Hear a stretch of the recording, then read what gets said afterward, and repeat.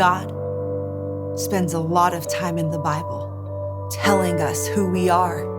It's almost as if he knew that we would doubt who that was from time to time.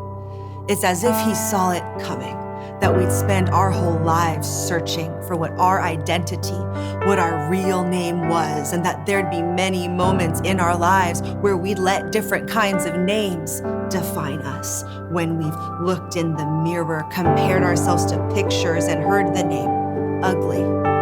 When we've been left by loved ones, people we trusted once, and heard the name unworthy.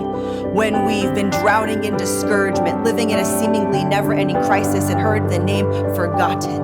When we've had our hopes up and our hearts open, only to be brought down by closed doors, and we've heard rejected. When we've looked for infinite, affirming love through lesser physical, fleshly versions. When we gave it away, or when it was stolen, and we heard impure, we heard garbage. When we go to other vices to ease our pain, and we hear addict, we hear forever broken. When we feel like we're living in the shadow of someone else's calling, and we hear second place. When our pain cripples us to a point where we don't even know how to let others in, and we hear lonely. When our past seems too gross for others to forgive, and we hear disgusting. It's overwhelming. These voices we're constantly hearing, it's suffocating.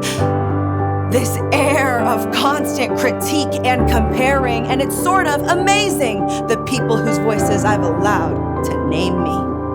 The power I've given to my past, to my mirror, and to my surroundings, and enabled them to identify me. The amount of years I've spent living up to whatever others say about me. But God says something else about me.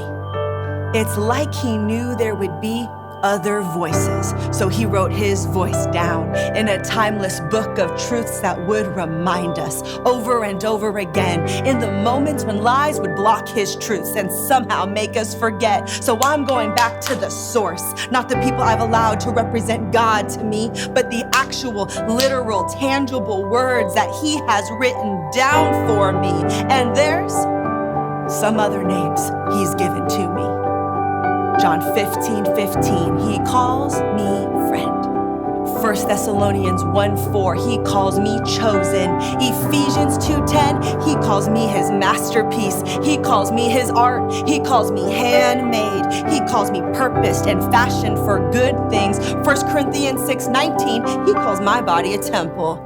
He calls it the residence of the Holy Spirit. Acts 1:8, he calls me his messenger to the world. Galatians 3:26, he calls me his child. Romans 5:8, he calls me greatly loved. John 8:36, he calls me free.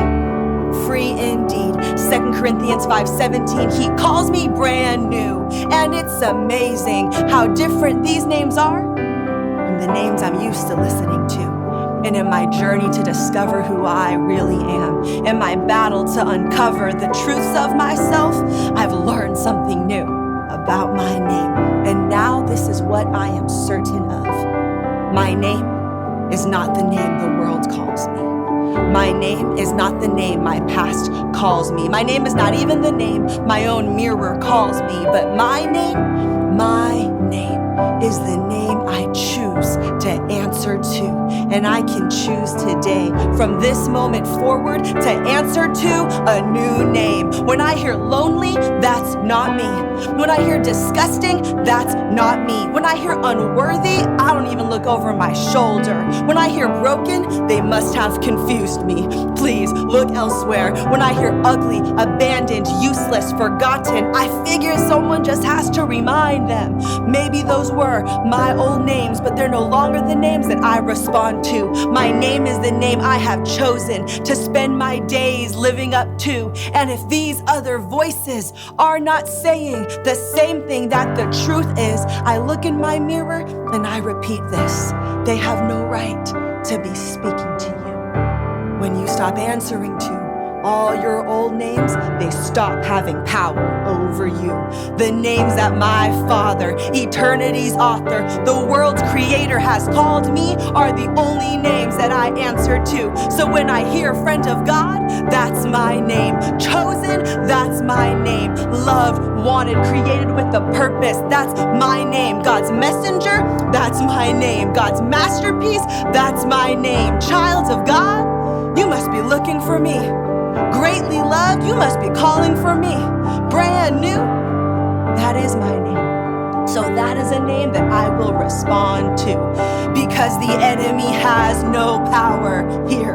Perfect love casts out all fear, and perfect love has named me and you. So what is your new name? What is stirring up inside of you when you hear these words that his word, that the word has proclaimed? What do you know is the name God is calling you? Maybe it's not the name you grew up with. Maybe it's not the name your old friends associate you with. Maybe it's not the name that your whole life you were used to identifying with, but it's the name you now answer to. So when the enemy tries to get to you, it's just the name you introduce yourself with. As for me, my name is forgiven. My name is free. My name is brand new, loved, wanted, child of God, created with a purpose. And it's been a pleasure to meet you.